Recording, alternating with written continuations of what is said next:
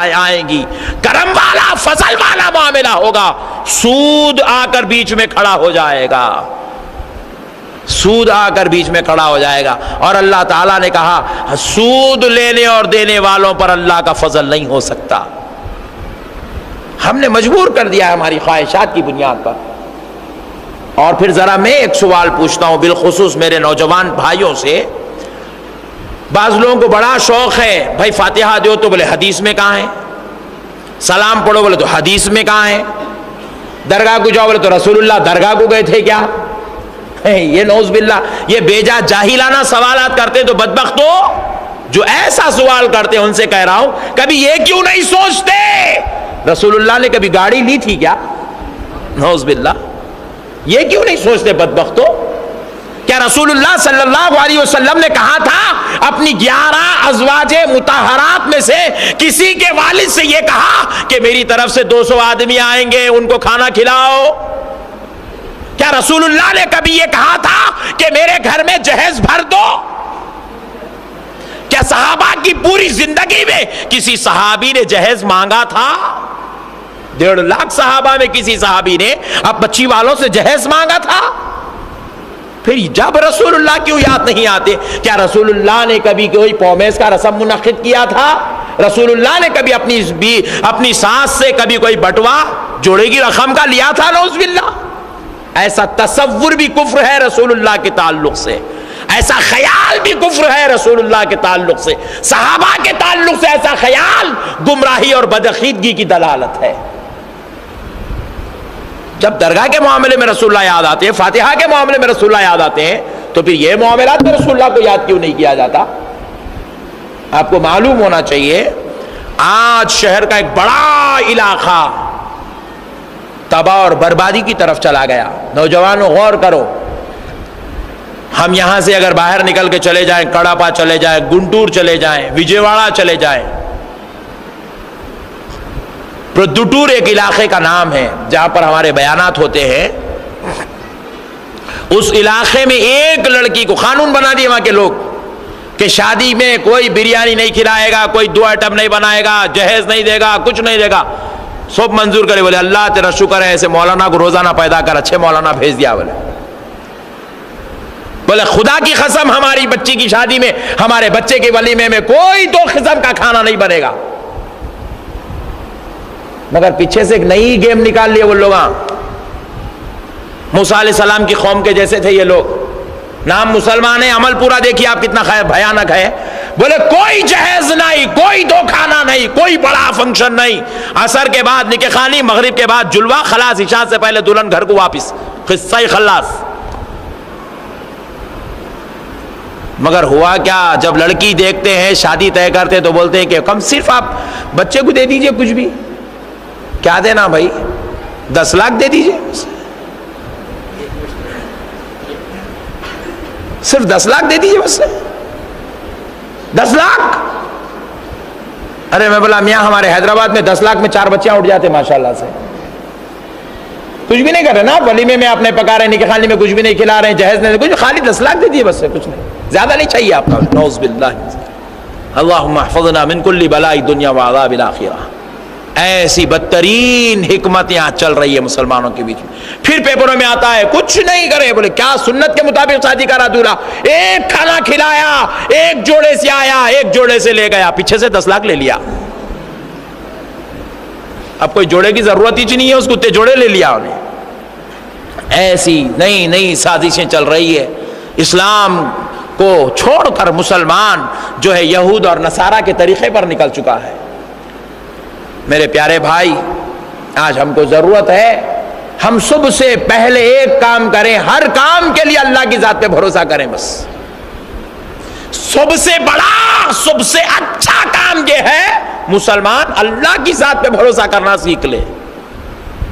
اللہ کی ذات پہ جب اس کو بھروسہ ہو جائے گا تو اللہ اس کو چھینکنے کے بدلے میں بھی جنت عطا فرما دے گا۔ ایک بہت اچھا واقعہ ہے، بہت اچھی حکایت ہے۔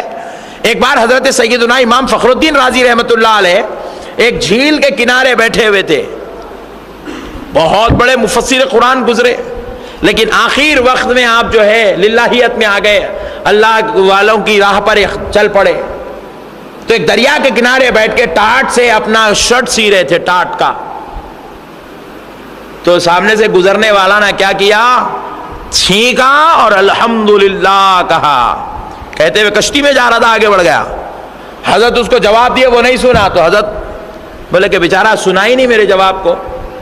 ایک پھر ملا کو بلائے، ٹوکرے والی کشتی جس میں بیٹھے، خوب تیز بھگا کے اس کے پاس پہنچ گئے، وہ کشتی والے کے پاس جس میں وہ مسافر تھا جس نے چھینکا. اس کو کہا بھائی آپ نے ابھی چھینک کر الحمدللہ کہا، میرا جواب بھی لے لیجئے، یرحمک اللہ.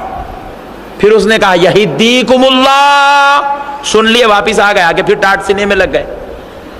رات سوئے تو خواب میں کیا دیکھتے ہیں؟ اللہ کی بارگاہ سے جواب آ رہا ہے، اے فخر الدین تو نے تو 2 دینار میں اللہ کی جنت خرید لی ہے. اللہ اللہ، 2 دینار دیے تھے وہ کشتی میں جا کے آنے کے واسطے. بولے 2 دینار میں تو نے اللہ کی جنت خرید لی. اللہ اکبر. تو کوئی عمل کو حقیر نہیں سمجھنا چاہیے، چھوٹے سے چھوٹا عمل بھی ہو. بیٹھ کر پانی پینا ہے، ٹھہر کے پیے تو کیا ہوتا؟ نہیں، کیا ہوتا؟ یہ جو خیال ہے یہ شیطانیت ہے. یہ شیطان ہمارے دلوں میں ایسے گندے خیالات پیدا کر کے ہم کو اللہ اور اس کے رسول سے دور کرنے کی گندی کوشش میں لگا ہوا ہے. 3 انگلی سے کھانا کھانا چاہیے، 5 انگلی سے کھانا کھانا چاہیے، پھر اس کے بعد جو ہے بیٹھ کے کھانا چاہیے، پھر اس کا چاپ کے کھانا چاہیے. نہیں چاپے تو کیا ہوتا؟ بہت سارے نقصانات ہوتے ہیں. لیکن ہم کے نقصانات پہ ہماری نظر نہیں ہے، رسول اللہ کی سنت پہ ہماری نظر ہونی چاہیے. رسول اللہ کی سنت پہ ہماری نظر ہونی چاہیے. اس لیے میرے پیارے نوجوان بھائیوں، آج اپنے معاشرے کو سدھارنے کی کوشش کرو. ہمارے پاس گزشتہ چند دن پہلے یہیں پر نوجوانوں سے گزارش کی گئی تھی کہ جہیز کا ایوائڈ کریے، یہ گندی چیزوں سے جو ہے اس کی مخالفت کریے، اللہ اور اس کے رسول کی رضا کے لیے کام کریے، اللہ کی ذات پہ بھروسہ رکھیے. 2-4 لاکھ روپے لینے سے کچھ ہونے والا نہیں ہے، اس عورت کے قدم سے اللہ کروڑوں دینے والا ہے. یہ ہم نے بتلایا تھا. ہمارے ایک نوجوان نے جا کر گھر میں اعلان کر دیا، امی جان میں جہیز لینے والا نہیں ہوں. Final decision. امی بولے اگر تو نہیں لیا تو میں پھانسی ڈال لے کے مر جاتی ہوں. بولے اللہ وہ امی کو اچھا رکھو. کیا کریں گے میرے بھائی بتاؤ؟ اب ہماری مائیں بھی، ہماری بیٹیاں بھی، ہماری بہنیں بھی. نعوذ باللہ، تم کو اللہ نے ماں بنایا، تمہارے قدموں کے نیچے جنت دیا، تم اپنی اولاد کو جنت والا راستہ سکھانا چاہیے، اللہ کی رضامندی والا راستہ. ایک ماں خوش ہونا چاہیے تھا اس بات پر، خوش ہو کر سینے سے اپنے بیٹے کو لگا کے کہنا چاہیے تھا میرے بیٹے تو نے یہ بات کہہ کر میرے دودھ کا حق ادا کر دیا ہے. ماں یہ کہنا چاہیے تھا کہ جو تکلیف اس ماں پر گزری وہ کسی اور ماں پر وہ تکلیف نہ گزرے. ایک ماں کا کلیجہ جا ٹھنڈا ہونا چاہیے تھا. ماں کا کلیجہ ٹھنڈا نہیں ہوتا ہے، بلکہ ماں کہتی ہے میں پھانسی ڈال لوں گی. پھر دوسرا جملہ کہتی ہے اگر تو اپنے طور پہ شادی کرنا چاہتا ہے، کچھ لینا نہیں چاہتا، کچھ کرنا نہیں چاہتا، تو پھر اس گھر میں رہنے کی ضرورت نہیں ہے، تو باہر جا کے اپنے طور پہ شادی کر لے. نعوذ باللہ، نعوذ باللہ. اب مجھے کال آیا، بولے مولانا آپ کی طبیعت تو ٹھیک ہے نا؟ ہمارے بچوں کو کیا سکھا دیا آپ؟ میں نے کہا میں نے وہی سکھایا ہے جو مدینے والے مصطفیٰ نے اپنے غلام کو سکھایا ہے. میرے پیارے بزرگ اور دوستو، سوچیں آج معاشرہ کتنا برباد. لوگ یہ چاہتے ہیں مولانا آپ ایسی تقریر کرو جو ہمارے دل کو اچھی لگے. ذرا بھی نہیں چبنا. دیکھو چبی تو پھر ہم لوگ اور دبا کے چباتے آپ کو. آپ خالی یہ چمٹی لیے تو ہم لوگ انجیکشن دے دیتے آپ کو. چبنا نہیں. ہاں خبردار. اللہ اکبر کبیرہ. ایسا ہے میرے پیارے بھائی، آج معاشرہ بہت خراب ہو گیا ہے.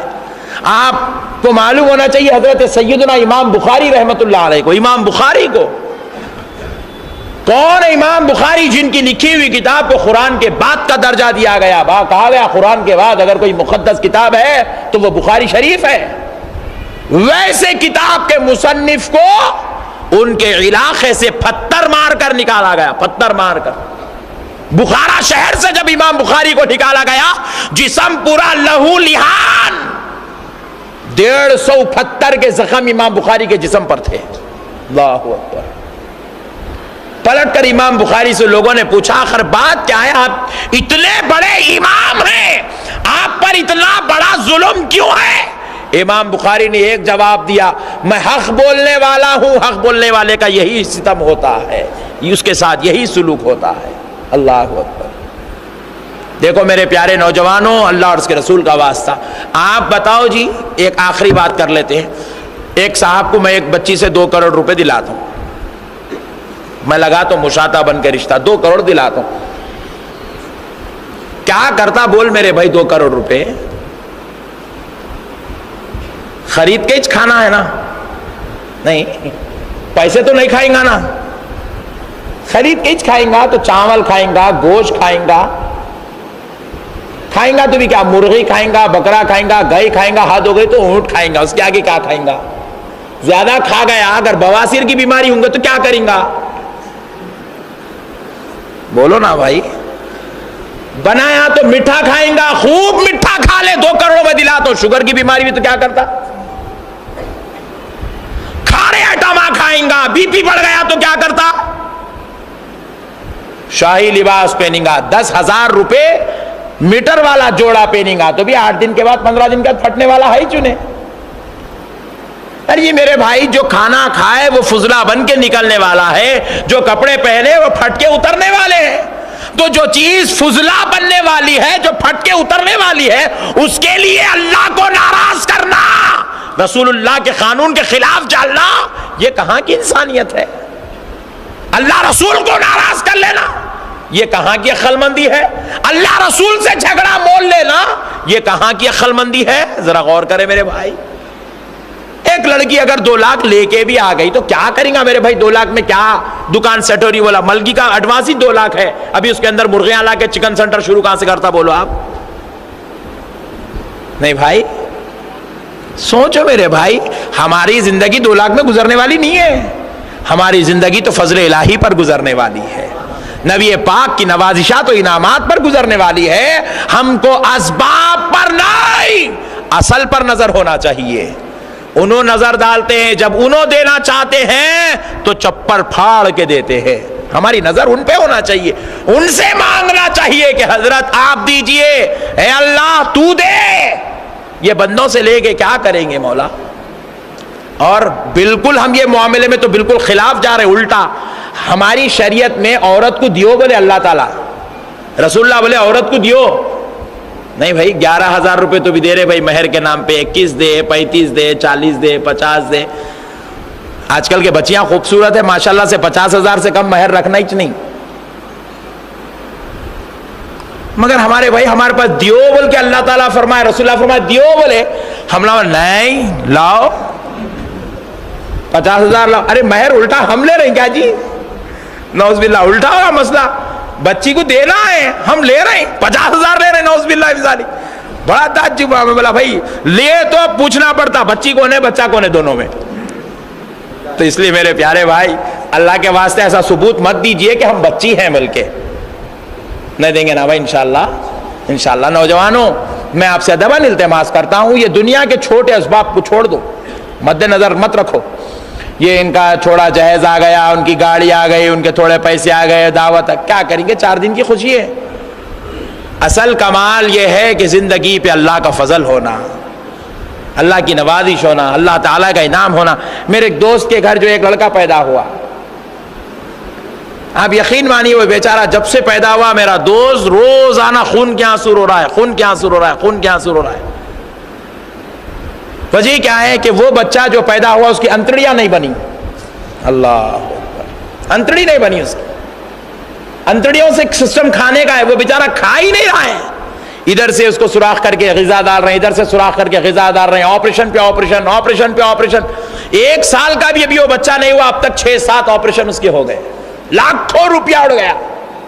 تو ہمارا دوست کہتا ہے چلا چلا کر، مولانا ہر بیان میں آپ کہیے کہ لوگ اللہ کے بندے ہیں تو اللہ سے اس کی نعمتیں مانگے، اس کی نعمت کی شکر گزاری، نعمت ملنے پر شکر گزاری مانگے۔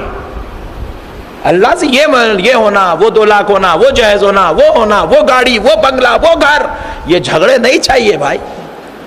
اللہ اولاد دے تو خدا کی قسم مصطفیٰ کا غلام دے، اپنا بندہ دے، بیوی دے تو فاطمہ وہ عائشہ والی سیرت والی بیوی دے، یہ کمال کی بات ہے، اس سے یہ مانگنا چاہیے۔ آج ہم کو دنیا کے مسائل اللہ کیوں پیدا کرتا ہے؟ تاکہ ہم عبرت حاصل کریں، اس سے کچھ سیکھیں، واقعات سے سیکھیں، حالات سے سیکھیں، اللہ کی بندگی، رسول اللہ کی غلامی میں آئیں۔ کوشش کریں گے نا بھائی انشاءاللہ؟ میں امید کرتا ہوں میرے نو میں اگر وعدہ لیا، کون کون نہیں لیں گے جہیز بولے تو پورے ہاتھا اٹھاتے، جو لے لیے انہوں بھی اٹھاتے، جو نہیں لیے انہوں بھی اٹھاتے، میرے کو معلوم ہے۔ مگر وہ پوچھنا کمال کی بات نہیں ہے، میں آپ کے دل میں اللہ کی محبت ڈالنا چاہتا ہوں، رسول اللہ کی محبت ڈالنا چاہتا ہوں، اور آپ کا بھروسہ دنیا کے اسباب سے نکال کر خدا کی ذات سے جوڑنا چاہتا ہوں، تاکہ آپ کی شادی ہو تو سسر کے یا دلہن کے پیسوں پر، مال پر بھروسہ رکھ کے نہیں، اللہ اور اس کے رسول کی ذات پہ بھروسہ رکھ کے شادی کی جائے۔ میں کوشش کرتا ہوں اور میں محسوس کر رہا ہوں میرے نوجوانوں کے دلوں میں یہ چیز الحمدللہ سرکار کے صدقے میں اتر رہی ہے، محسوس ہو رہا ہے، تبھی تو مجھے فون آ رہے ہیں ماشاءاللہ سے، تبھی تو پھانسی کی بات ہو رہی ہے ماشاءاللہ سے۔ تو بہرحال میں امید کرتا ہوں میرے نوجوان دوستو، ہمارے مذہب کے کوئی عمل کو بھی آپ کمزور نظر سے مت دیکھو، حقارت کی نظر سے مت دیکھو، اس کو ایک اچھی توجہ دو، اللہ اور اس کے رسول کو راضی کرنے کی کوشش کرو۔ جو اللہ اور اس کے رسول نے ہمارے لیے پسند کیا وہ ہم کو ہماری جان سے زیادہ عزیز ہونا چاہیے، جو اللہ اور اس کے رسول نے ہمارے لیے ناپسند کیا ہم اس کو ہرگز ہرگز اپنے قریب آنے انشاءاللہ نہیں دیں گے نا بھائی انشاءاللہ اللہ تعالی